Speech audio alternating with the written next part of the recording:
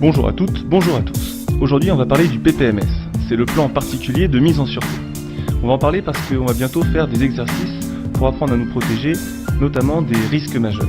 Alors on l'a vu déjà dans les exercices précédents, qu'en cas de tempête, d'orage violent ou d'inondation brutale par exemple, on va s'orienter vers une mise à l'abri simple. De la même manière, si c'est un accident chimique ou radiologique, on va prendre la deuxième posture du PPMS qui est la mise à l'abri améliorée, qu'on appelle également confinement. Ces deux premières postures se font dans les zones de mise à l'abri qui ont été définies dans l'établissement. Il va y en avoir une troisième en cas de mouvement de terrain, par exemple, où là on va vers une évacuation primaire, donc vers un point de regroupement distant.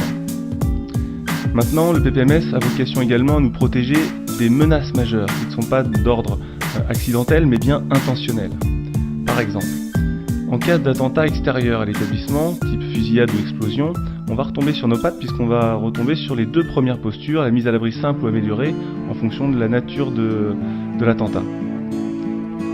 En cas de présence d'un engin explosif, présence avérée, on va également retrouver la troisième posture pour se diriger vers un point de regroupement distant de l'établissement. Mais il va y avoir une quatrième posture, c'est celle qui va faire l'objet d'un exercice très bientôt, qui est l'attentat intrusion. Donc là on est dans le cadre d'une fusillade dans l'enceinte de l'établissement, par exemple.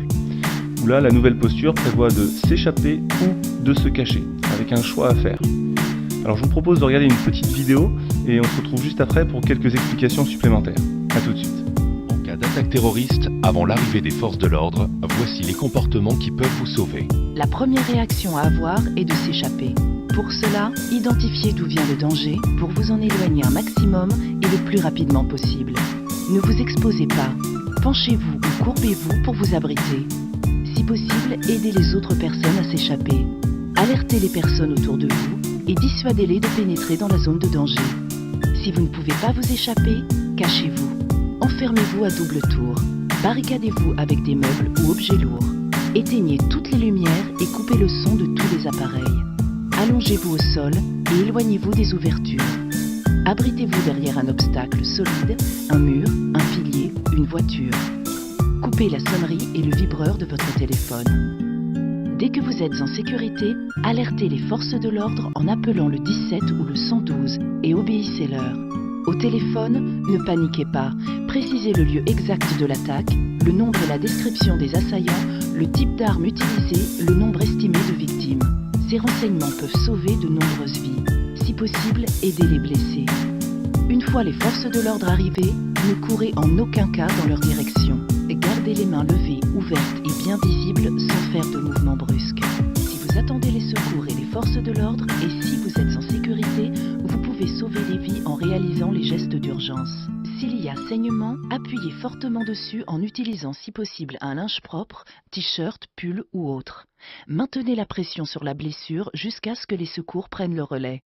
Si vous n'êtes pas encore en sécurité ou si la blessure saigne toujours abondamment, effectuez un garrot. Pour cela, faites un nœud coulissant à la racine du membre concerné à l'aide d'une écharpe, cravate ou ceinture. Dans tous les cas, aidez la personne à s'installer dans la position dans laquelle elle se sent le mieux. Si la plaie est sur le thorax, mettez-la en position assise ou semi-assise. Pour une plaie au ventre, en position allongée. Si la personne est inconsciente ou perd connaissance, tournez-la sur le côté comme si elle dormait en chien de fusil en position latérale de sécurité. Faites en sorte qu'elle puisse respirer correctement. Face à la menace terroriste, restons toujours vigilants. Dès que vous rentrez dans un lieu, repérez tout de suite les sorties de secours. Si vous êtes témoin d'une situation ou d'un comportement suspect, contactez les forces de l'ordre au 17 ou au 112. Ne diffusez aucune information sur leur intervention. Ne propagez pas de rumeurs ou d'informations non vérifiées sur Internet et les réseaux sociaux. Suivez les comptes Place Beauvau et Gouvernement FR sur les réseaux sociaux. Restons toujours vigilants. Pour en savoir plus, allez sur encasdattaque.gouv.fr. Alors en résumé, les comportements qui sauvent en cas d'attentat intrusion. D'abord, si on peut, on s'échappe. Localiser le danger pour s'en éloigner. Choisir la sortie la moins exposée et la plus proche. Laisser ses affaires personnelles. Et tout cela en silence. Si on ne peut pas s'échapper avec ses élèves en totale sécurité, alors on se cache.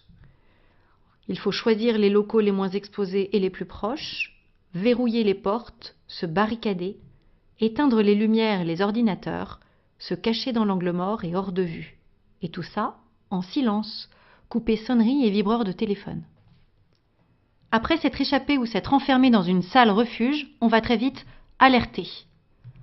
On structure son message, par exemple, sous cette forme. Je suis, je vois, je fais.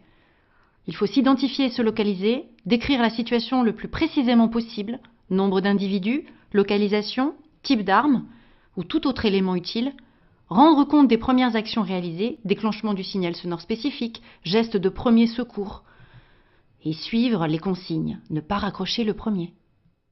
Attention, en situation d'attentat-intrusion, un personnel de l'établissement n'attend pas un ordre hiérarchique pour adopter les comportements qui favorisent la survie. S'échapper, se cacher et alerter.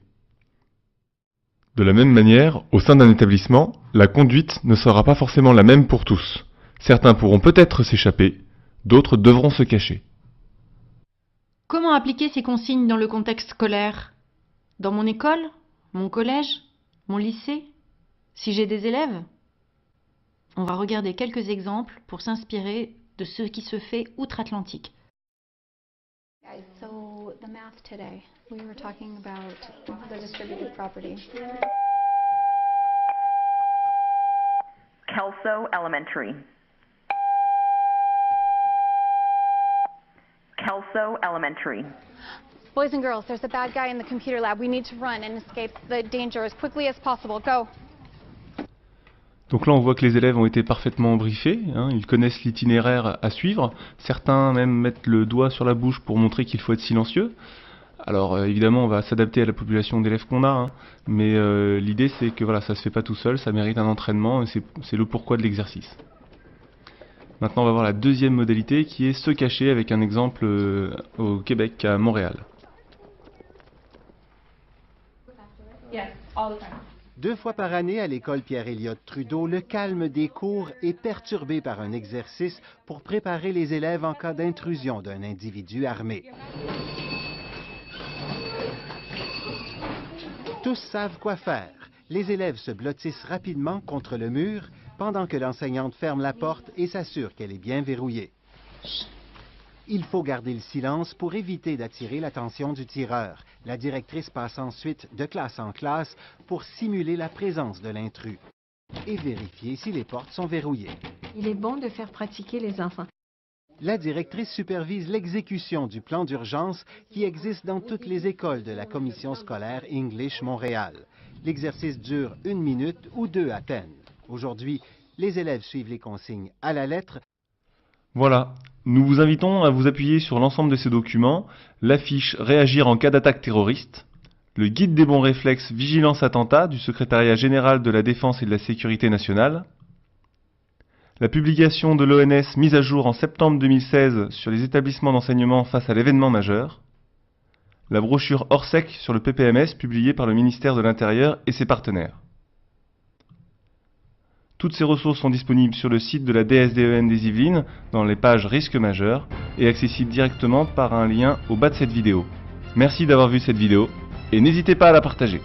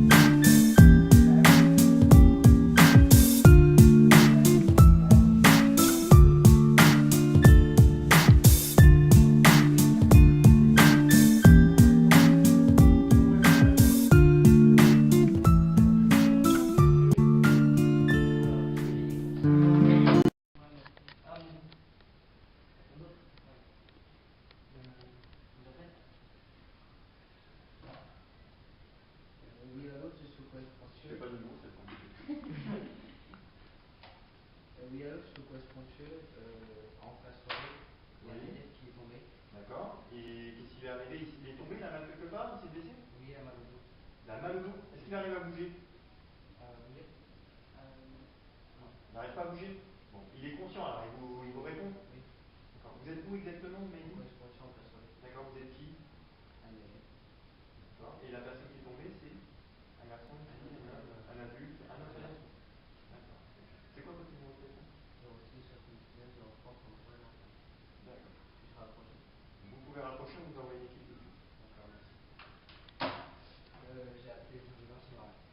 C'est pas fini la situation?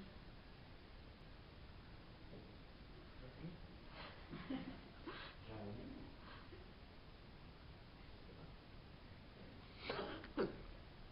Les secours arrivent, ça ne rien. Et le premier à parler, c'est. Dans mon âme, comment ça une photo là? J'ai pas fini pour la photo, moi. Non, mais c'est pas pour la photo. Là, non. Sérieusement, c'est pour regarder si l'abdomen se soulève, pour voir s'il y a une respiration. D'accord. Alors vas-y, donc tu fais quoi après? Je l'appelle. D'accord, c'est bon. T'as passé l'alerte. Allez, maintenant tu vas.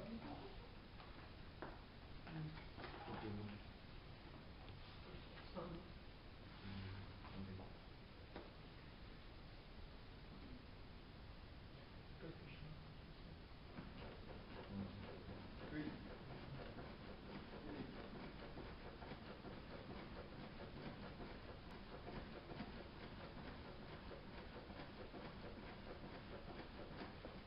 Efficace ou non à votre avis? Oui. Bien. C'est parfait. Allez, vas-y.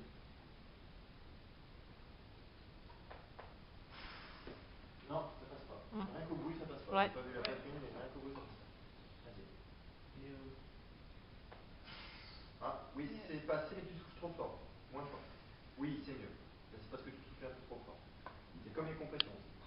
Vas-y.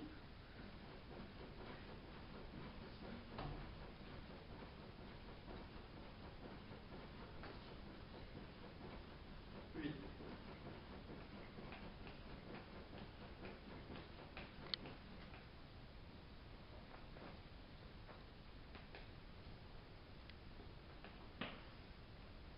D'accord.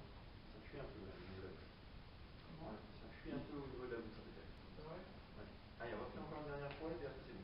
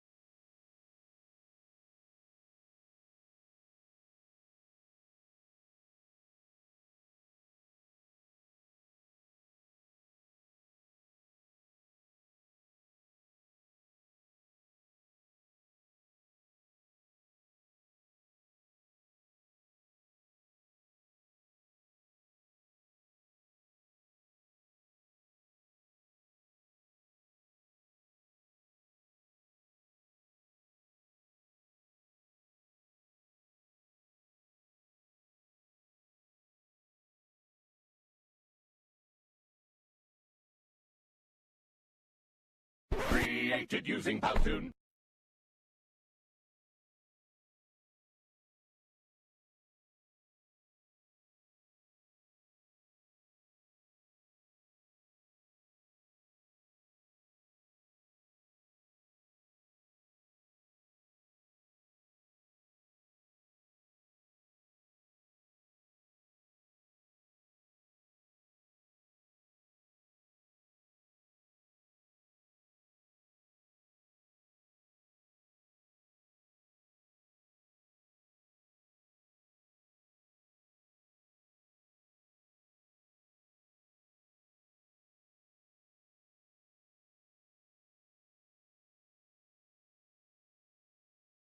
Donc voilà, en fait, tu vois, le avancer, en fait, c'est lui donner son angle. Il recommence. Non, il recommence.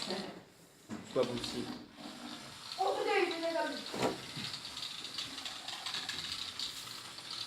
Ah d'accord.